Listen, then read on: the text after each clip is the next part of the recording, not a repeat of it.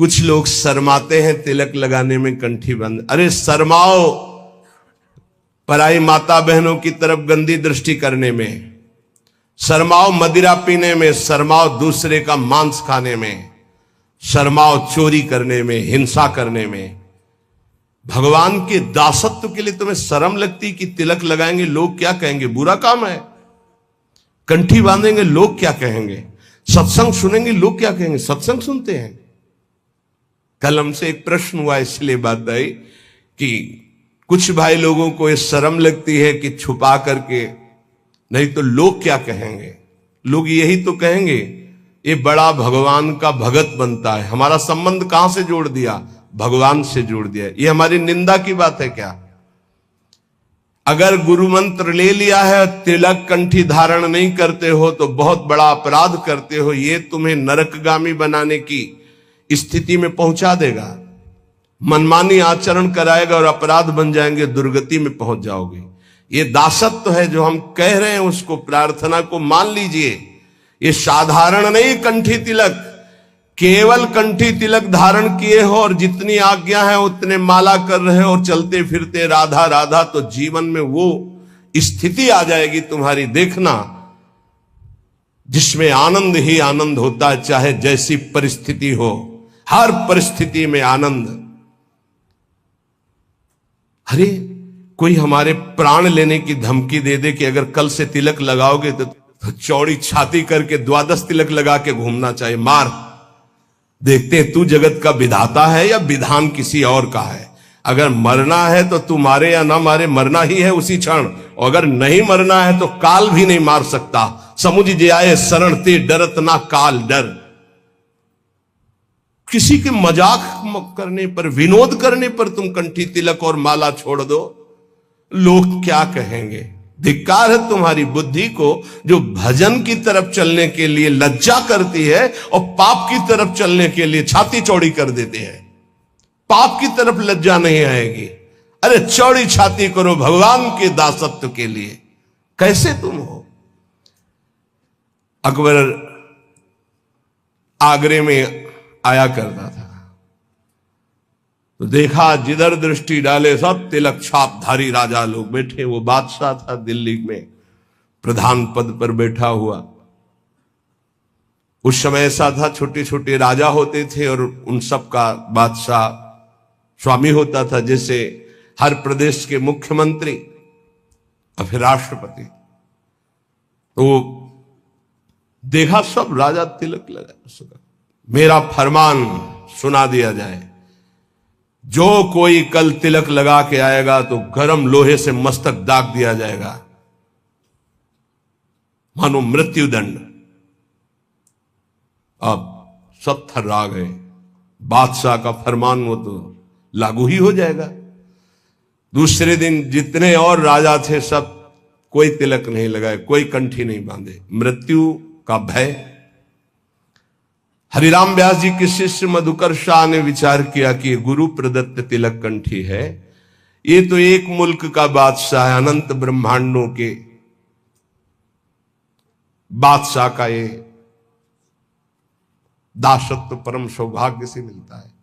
आपको क्या पता, आपको ऐसा खिलवाड़ लगता है कंठी तिलक? ये खिलवाड़ नहीं है।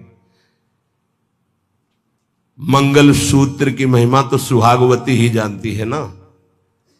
कुंवारी कन्या क्या जाने, जिसने वरण ही नहीं किया या व्यभिचार नहीं किया जाने, जिसने पातिव्रत ही नहीं धारण किया। ऐसे ही कुमार्गगामी क्या जाने सतमार्ग के इस कंठी तिलक का प्रभाव। तो क्या जरूरत है इसकी, अंदर अंदर भजन करो। ऐसे ऐसे भी बड़े कहने वाले आते हैं, क्या जरूरत है मांग भरने की, क्या जरूरत है सुहाग भरने की। ये वो बातें करते हैं जिनके धर्म नहीं है हृदय में। उन्होंने सोचा गुरु प्रदत्त तिलक कंठी, और ये कह रहा है नहीं बांध के आना तो मृत्यु स्वीकारात, सभा में मरूंगा लेकिन कंठी तिलक नहीं उतार सकता। पहले तो अंगरखा पहन के जाते थे, तलवार लगी हुई, आज सब उतार दिया, केवल नीचे की धोती, 12 तिलक, तलवार खोस कर गए। सभा में वैसे तो जाके बंदगी की जाती थी, बिल्कुल बंदगी नहीं की, सीधे खड़े हैं। अकबर ने कहा कि तुमने फरमान नहीं सुना मधुकर शाह?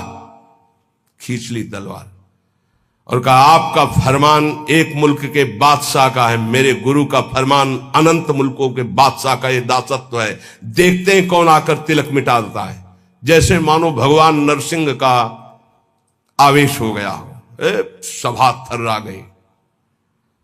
तत्काल अकबर ने कहा नहीं नहीं, बस मैं ये देखना चाहता था सच्चा तिलकधारी कौन, जय हो तुम्हारी मधुकर शाह। तत्काल बदल गया। जिस समय भगवद आवेश में उनका देखते हैं कौन, उन्होंने कहा कि आदेश करो। मधुकर शाह ने कहा आदेश नहीं, प्रार्थना निवेदन है, हमारे ब्रजमंडल में कभी भी कोई शिकार न खेले और इस ब्रजमंडल के अंतर्गत किसी के ऊपर कंठी तिलक पर कोई भी आपका फरमान न जारी हो। बोले स्वीकृत है। निष्ठा में सब कुछ होता है। बोले ऑफिस जाना है, कंठी तिलक बांध कर जाएंगे, वो ऑफिस में नौकरी में निकाल दिए जाएंगे। वाह, केवल अपने ही धर्म का त्याग करने पर तुम्हारा भरण पोषण होता रहे तो वही जीवन है क्या? ये तुम्हारी कायरता नहीं है अपने धर्म के प्रति? केवल शरीर पोषण के लिए अर्थ मिले, भोग वासना और धर्म का क्या महत्व रहा? हम अपने धर्म के लिए प्राणों को, अपने राष्ट्र के लिए प्राणों को समर्पित करें तो हमारी जय। ये सूकर कूकर भी उदर पोषण करते हैं, ऐसे अर्थ कमाकर उदर पोषण कर रहे हो और न धर्म न राष्ट्र, तो मतलब क्या रह गया? हरि को दास कहाए के गुनाह करे ना कोई। ये ध्यान रखना चाहिए। भगवान के दासत्व की इज्जत रखो। कंठी और तिलक लगाए हो, तुम कहां खड़े हो, तुम क्या बोल रहे हो, तुम्हारा आचरण क्या है, ये बहुत सावधानी से समाज देखता है। आपकी बात, आपका खड़े होना, आपका बैठना, क्योंकि आप हरि के बहुत बड़े के दास हैं, पार्षद हैं। तो संत महापुरुष जन कह रहे हैं भगवान के दास होकर भगवान की इस दासत्व की इज्जत रखो, मर्यादा रखो। तुम कौन हो? बोले हरि का दास हो। कहां खड़े हो? क्या कर रहे हो? क्या बोल रहे हो? क्या खा रहे हो? कौन सा आचरण कर रहे हो? उस समय सोचो मैं हरि का दास हूं, क्या ये उचित है करना? हरि को दास कहाई के गुनाह करे ना कोई, गुनाह करे ना कोई जेही विधि राखे रहिए। दुख सुख कैसे पड़े केहू से तनिक न कहिए। बहुत महिमा की बात है। कोई भी ऐसी गलती न करो कि कोई हमारे भगवान को कोष दे। ध्यान रखना, तुम हरि के दास हो, बहुत बड़े स्वामी का ये चिन्ह है। कहीं स्वामी का कोई अपमान न करे, क्योंकि आप जैसे पीले धारण किए हो, कहीं भी गलती करोगे तो गाली सीधे तुम्हारे गुरु को पड़ेगी, चाहे आप चाहे जहां गलती करो। भले ही आप हमसे हृदय से नहीं जुड़े हो, लेकिन वेश धारण किए दासत्व का तो सीधे होगा। किनका? बोले उनका। अच्छा ऐसा, ये दासत्व श्री प्रियालाल का है। कह रहे गुनाह करे ना कोई और जेही विधि राखे रहिए। जैसे तुम्हारे इष्ट रख रहे हो वैसे रहना सीखो।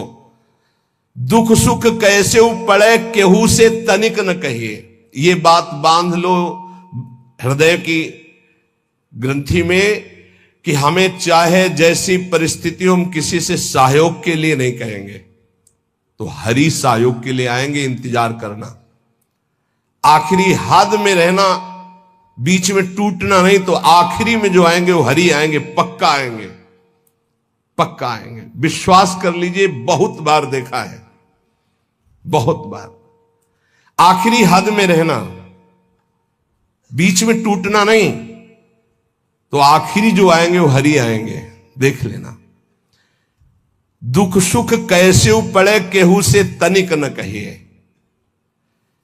कभी ऐसा जीवन में नहीं कहा गया है कि बीमार हो थोड़ा सहयोग करोगे क्या? कभी जीवन में नहीं। जैसी परिस्थिति, और सेवा में जाने पर कभी आभास नहीं होने दिया कि शरीर कष्ट में है। पूरी यथावत प्रसन्न मुद्रा में सेवा, बाहर निकल गए, फिर लेट गए। कैसी भी परिस्थिति हो सामने जानने न दो, और किसी को अपने हृदय की कमजोरी मत बताओ। खाने को नहीं है, दर्द है, बहुत समस्या है, मेरा हरि जान रहा है और उसने पास किया है ऐसी परिस्थिति, तो उनके द्वारा किया हुआ विधान मेरे लिए परम मंगल विधान है। रहीमन मन की मन व्यथा रखिए मन में गोए, सुनी चले हैं लोग सब बांट न ले है कोई। उपहास करेंगे लोग, कहना नहीं, अंदर की बात केवल अपने हरि से कहो। तेरे मन में और करने वाला है और, तू न करे खराब नाहक को निस दिन दौरे।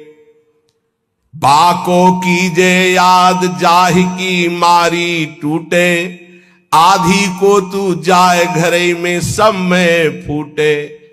पलटू गुना किए से भजन माही भंग होए, हरि को दास कहाए के गुना करे ना कोई।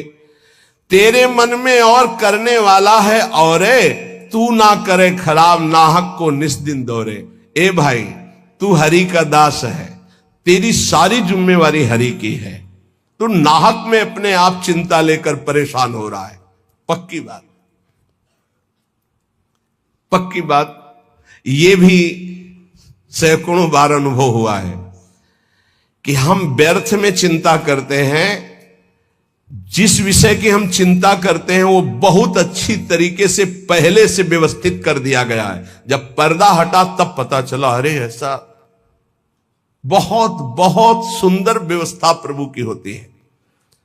तू नाहक में, व्यर्थ में तू अपने चित्त को प्रभु के चिंतन से हटा करके परेशान हो रहा है। वाको कीजिए याद जाय की मारी टूटे। उस प्रभु का चिंतन कर जिसके प्रभाव से काल भी भयभीत होता है। तेरा कौन सा कार्य नहीं बन जाएगा। यदि तू आदि को संभालने के लिए चलेगा, भगवत चिंतन छोड़ देगा तो पूरा का पूरा नष्ट हो जाएगा, कुछ संभल नहीं पाएगा। और भगवत चिंतन पकड़े रहेगा तो सब संभल जाएगा। पलटूदास जी कह रहे कि हरि का होकर के कोई गुनाह मत कर देना, कोई गलती ऐसी मत कर देना जो दास कहाने में कलंक हो जाए। जैसे कहा मोर दासा करे तुच्छ नरन के आशा, तो कहो कहां रहा विश्वासा। मेरा विश्वास कहां रहा यदि साधारण संसारी पुरुषों का आश्रय रहा।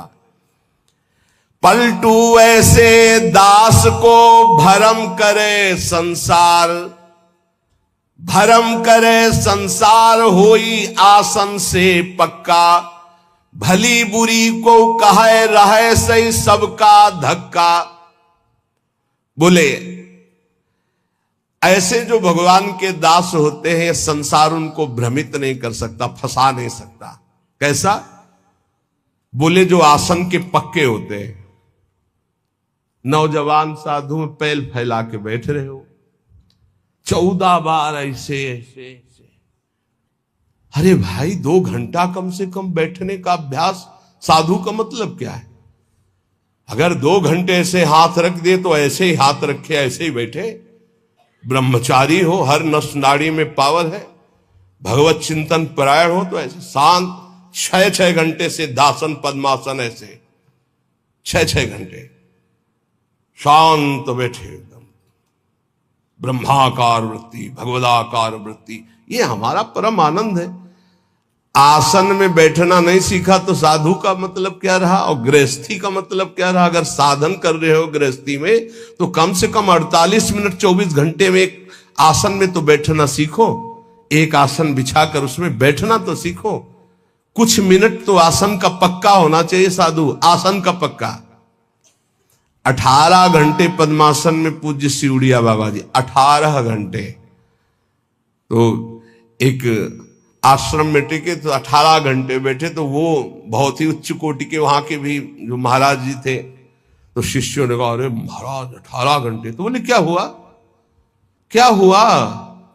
जड़ शरीर से संबंध रहित है वो 18 घंटे, क्या चाहे जितने बैठे रहे उसमें क्या फर्क पड़ता है? अभ्यास में बहुत बड़ी सामर्थ्य होती। अहम की कोई गुंजाइश नहीं। यहां 18 मिनट बैठना मुश्किल हो जाएगा पद्मासन लगा के। हमें लगता है कि थोड़ा अभ्यास, पर बातें कि लक्ष्य में प्रीति नहीं है, लक्ष्य में प्रीति नहीं है, क्योंकि हम तो सेवा में मगन रहते हैं 24 घंटे। 3 घंटे में विश्राम काफी, 24 घंटे में 3 घंटे। अगर हमारी भगवदाकार वृत्ति है तो हर स्थिति को सहने की सामर्थ्य। मान लीजिए बहुत ऊंची स्थिति के लिए आपको कष्ट सहना पड़ेगा, आपको जानबूझकर कष्ट सहना पड़ेगा, थोड़ी देर बैठना सीखिए। ये आज भी गुरुजनों में हमने देखा है, समय है, उस समय में अपने आसन पे रहते हैं, आसन पे बैठते हैं। आप सबसे प्रार्थना है एक समय कुछ ऐसा निकालो अपने 24 घंटे में जिसमें आप आसन में बैठने का अभ्यास करें।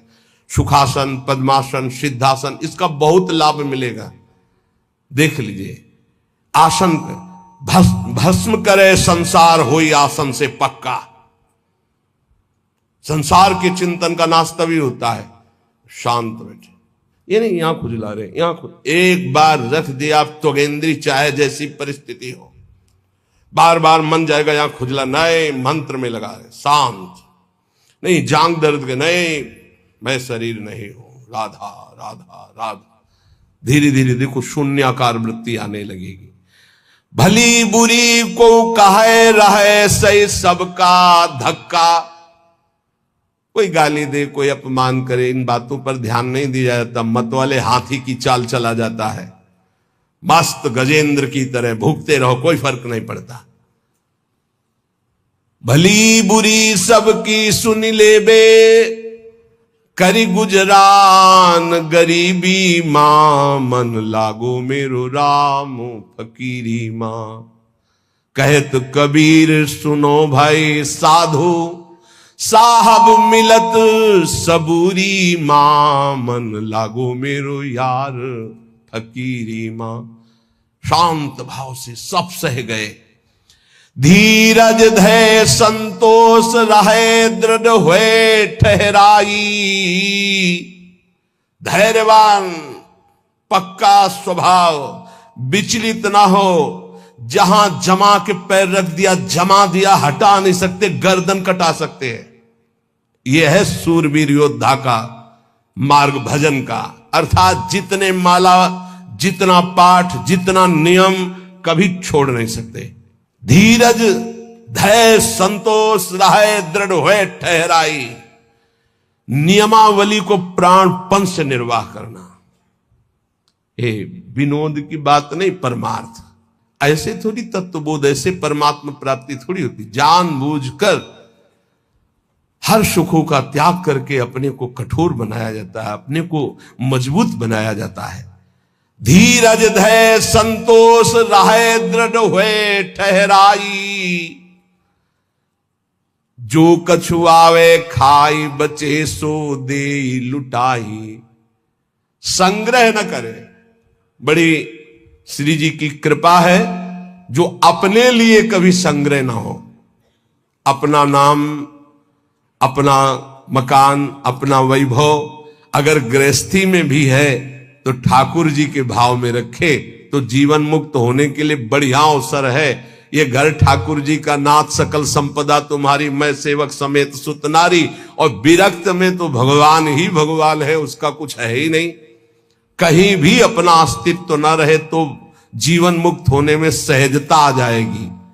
लगे न माया मोह जगत की, छोड़े आशा। बहुत ध्यान देने योग्य बात। बल तज निर्बल होए, सबुर से करे दिलासा। काम क्रोध को मार के मारे नींद आहार, पलटू ऐसे। दास को भरम न करे संसार। ये महापुरुषों के वचन, ये चिंतन करने योग्य है।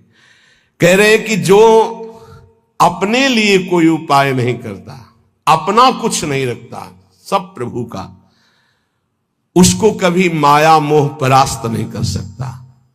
जो किसी से कोई आशा नहीं रखता, अपना बल नहीं है, बल हरि का, गुरुदेव का। तो काम क्रोध को मार के मारे नींद आहार, इस पर जरूर चलना चाहिए। जब भगवत मार्ग में भगवत प्राप्ति की लगन की अगन लगी तो सबसे पहले यही अंदर आया था कि हम कई दिन तक भूखे रहकर भजन कर सकते हैं, नहीं खाएंगे। भजन का तार न टूटे, और कितने दिन हम रह सकते हैं ऐसे, भजन का तार न टूटे। हर कष्ट में भजन, हर सुविधा में भजन, संसार के किसी भी क्षेत्र में भजन, भजन न छूटे, इसका अभ्यास हमें करना है। यह दृढ़ निश्चय कर लिया गया था बचपन में ही। बीच बाजार में, एकांत में, गंगा के किनारे, शहर में, कहीं भी रहो, भजन तुम्हारा नहीं छूटना चाहिए। भूख से, प्यास से या छके होकर के, सब सुविधाओं में या असुविधाओं में भजन नहीं छूटना चाहिए। काम क्रोध को मार के मारे नींद आहार, यह है दिग्विजयी योद्धा भगवत भक्त। काम क्रोध को मार के मारे नींद आहार, नींद पर विजय प्राप्त और आहार पर विजय प्राप्त। ये ऐसे होता है, 20-20, 10-10 मिनट नींद को मारा जाता है। ऐसा नहीं कि बचपन से ही नींद पर विजय प्राप्त हो जाती है, बहुत कष्ट सहा जाता है।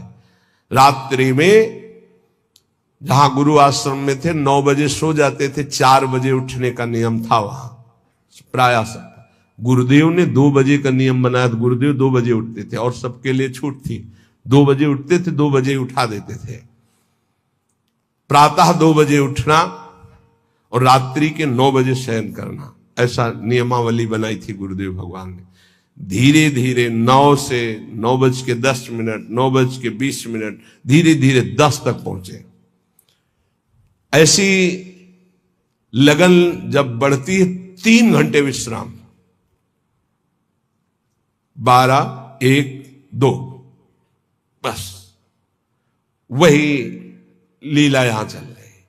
जो अभ्यास दृढ़ कर लिया जाता है वो अभ्यास दृढ़ हो जाता है। नींद अगर हमको परास्त करे तो साधक कैसा?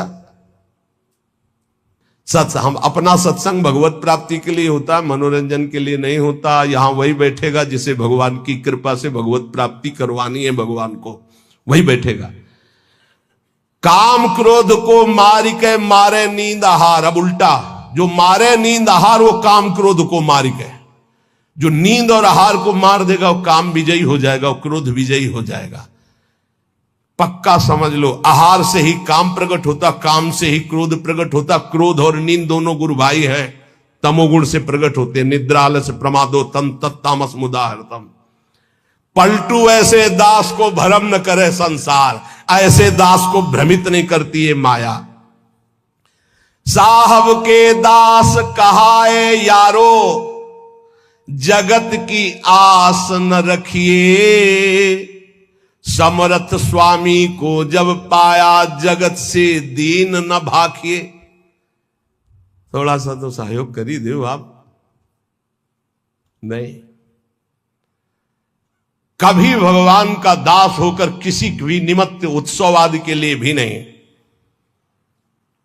जब कल हमारे पास कि उत्सव जन्मदिन का आपके आ रहा है, ऐसे से ऐसी व्यवस्था, कुछ व्यवस्था नहीं। सत्संग करते हैं, जन्म दिवस है, हम अपने गुरुदेव का पूजन कर आएंगे, बस। बिल्कुल नहीं, कुछ नहीं होगा। यही भेंट है कि तुम हमारा सत्संग सुनो और भगवत प्राप्ति करो। चाहे गुरु पूर्णिमा हो, चाहे जन्मदिन, आज से सब बंद। कुछ नहीं, कोई किसी का पूजन नहीं, किसी का आना जाना नहीं। ऐसे रोज सत्संग सुनो, और जैसे एकांतिक होता है वैसे एकांतिक हो, दर्शन जैसे रोड में होते होते। और जब कल हमको सुनने को मिला कि अभी 2-4 दिन में कभी शुरू है, अब हमें तारीख वारीख तो पता नहीं। कल शाम से हम चिंतित हो गए कि बेमतलब पूरा जीवन हम कभी इसके लिए नहीं बैठे, अब 4-5 घंटे इसके लिए हमें बैठना पड़ेगा कि भगत जी आ रहे हैं, हैप्पी बर्थडे कहेंगे। बिल्कुल नहीं, बंद, बिल्कुल बंद, कोई मतलब नहीं, इतना भी अंतर नहीं। जैसे रोज चल रहा है ऐसे सत्संग चलेगा। न यहां गुरु पूर्णिमा मनाई जाएगी, न यहां जन्मदिन मनाया जाएगा। यही गुरु पूर्णिमा जो तुम सुन रहे हो, भजन करो, हमारा सत्संग सुनो, हमारी बात मानो, मंत्र जपो, नाम जप करो, यही हमारी भेंट है। इस उदर पोषण के लिए हम जो भिक्षुक जन है, वो हमारी स्वामिनी जो चला रहे हैं, चलावे उनकी गरज हो तो, ना चलावे तो ना चलावे। हम इसके लिए बाबा जी बने नहीं बैठे कि पूजवा किसी भी तरह का कोई भी किसी भी तरह से अर्थ प्राप्ति के लिए कोई उपाय नहीं रहेगा। और फिर जो श्री जी चलाएंगे तो दूध पिलाएंगे तो दूध पिएंगे, रबड़ी खवाएंगे तो रबड़ी खवाएंगे, चना पवाएंगे तो चना, और ऐसे रखेंगे तो हवा खा के रहेंगे। ये सब नहीं। सबसे प्रार्थना है हमारी, अगर भावना को आप समझ पा रहे हो, आपको अगर हमारा जन्म उत्सव मनाना है, गुरु जन्म उत्सव या गुरु पूर्णिमा, तो हमारी बात माने और खूब भजन करे। तुम्हारा मंगल हो, स्वस्थ रहो, भगवत प्राप्ति करो, यही हमारी गुरु पूर्णिमा है, यही हमारा जन्मदिन है। इसके अलावा कुछ उत्सव नहीं मनेगा, यहां कोई उत्सव नहीं मनेगा। उत्सव है भावोत्सवेन भजताम रस काम धेनुम तम राधिका चरण रेणु माहम स्मरामि। अर्थ के लिए कोई व्यवस्था यहां नहीं रहेगी। हमें श्री जी अगर जो देंगे उससे हमारा भरण पोषण होता है, संसार से नहीं। महारानी के आगे जो चढ़ जाता है उसी से हम भरण पोषण जो व्यवस्था होती ये नहीं करेंगे। इसलिए सब खुला मजा कह दिया कि अपने जो सेवा में है संत जन हो, जो सब भगत जन है, जान ले ये कुछ नहीं चलेगा। ना लाइन लगेगी, ना कोई निमंत्रण होगा किसी को, ना कोई यहां भीड़ लगेगी। जैसे हो रहा है ऐसे रोज नित्य होगा। बस आप अपनी बात को समझें, गुरु मंत्र को जपें, नाम को जपें, गुरु आज्ञा का पालन करें, यही महोत्सव है। इस महोत्सव के लिए हमारा जीवन है। हम श्री जी के हैं, श्री जी के रहेंगे, श्री जी ही हमारा जीवन है। ये महान उत्सव हो रहा है, नाम कीर्तन उत्सव हो रहा है, श्री जी का झूलन उत्सव हो रहा है, श्री जी की आरती उत्सव हो रहा है, श्री जी का वन विहार हो रहा है। यही हमारे जन्म का उत्सव है, यही हमारा उत्सव है, यही हमारी गुरु पूर्णिमा। अगर ये नहीं तो सब नाटक है, उसको हम नहीं मानते। किसी से हमें कभी भी इशारा करना पड़े किसी भी बात के लिए, बिल्कुल नहीं, बिल्कुल नहीं। कोई ऐसा उत्सव नहीं, ना लेना ना देना, मगन रहना, हरिनाम लेना, हरिनाम देना, राधा नाम गाना, राधा नाम गवाना, यही हमारा उत्सव है।